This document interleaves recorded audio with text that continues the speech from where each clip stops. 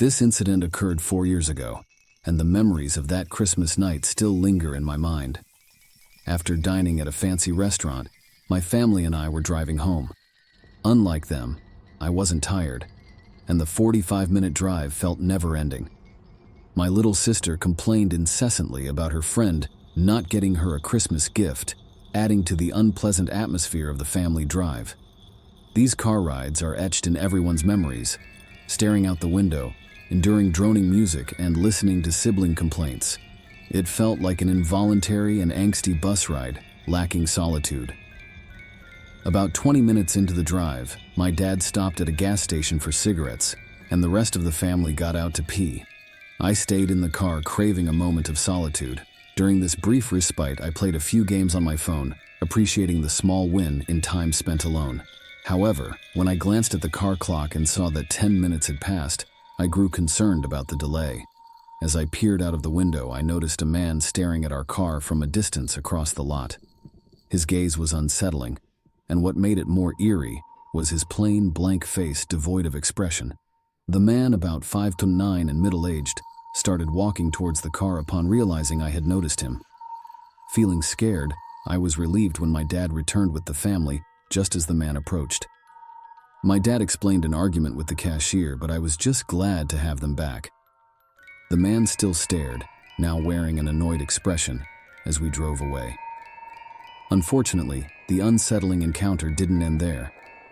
Later that night, as I enjoyed a YouTube video during a storm, I heard something smash into the window behind me.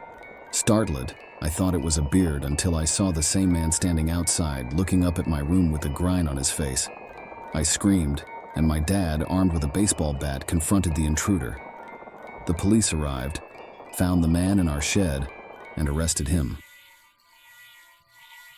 Upon inspecting the house the next day, we discovered damage to the back door handle, raising unsettling thoughts about what might have happened if he had managed to get inside.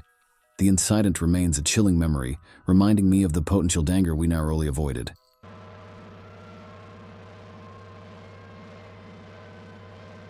It was Christmas Eve, and I was a high school freshman.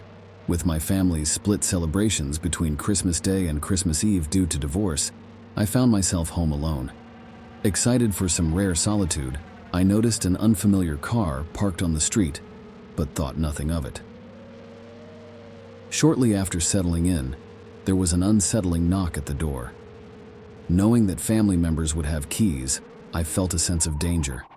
Despite the warning signs, I opened the door to find a stranger inquiring about a car outside, claiming interest in buying it. Alarmed, I refused and locked the door. However, the stranger persisted, pounding on the door and using profanity. Terrified, I crawled to the phone as I heard strange noises near the open garage door. I realized there were two intruders, one at the door and another attempting to enter through the garage. In a stroke of luck, my uncle arrived just in time, scared off one of the intruders, and prevented a potentially dangerous situation. Though we never got a plate number, the incident remains a chilling memory, ensuring I'll never be home alone on any holiday.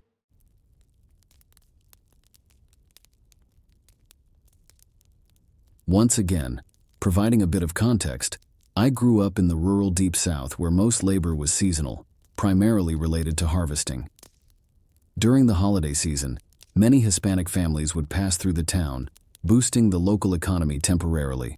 This story takes place during Christmas in the late 80s and early 90s. One snowy night, my friends and I, excited about a rare snowstorm, gathered at a friend's house.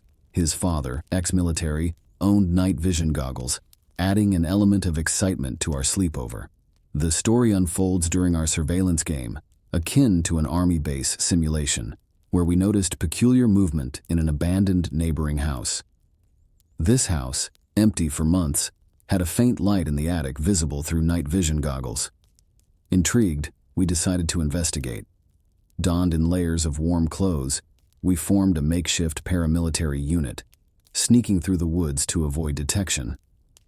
Upon reaching the house, we observed a wavering light, resembling a candle, inside the attic. The inconsistent flame made us uneasy. Standing in the cold, we realized someone was inside, though the house appeared abandoned. Lacking the courage to approach closer, we retreated to the tree line, observing shadowy figures in the attic. Determined to unveil the mystery, we agreed to investigate further in daylight. Returning the next morning, we found no signs of life in the house until we opened the trap door to the attic. To our horror, a crucified lamb, bloodied and surrounded by burnt-out candles, greeted us. Overwhelmed, we raced out of the attic and reported the discovery to our friend's military father. Despite our initial excitement, the military dad didn't take us seriously until we insisted on recounting every detail. Reluctantly, he investigated the property and called the police. However, due to the transient nature of the town and the lingering influence of the satanic panic, the incident didn't lead to any meaningful resolution.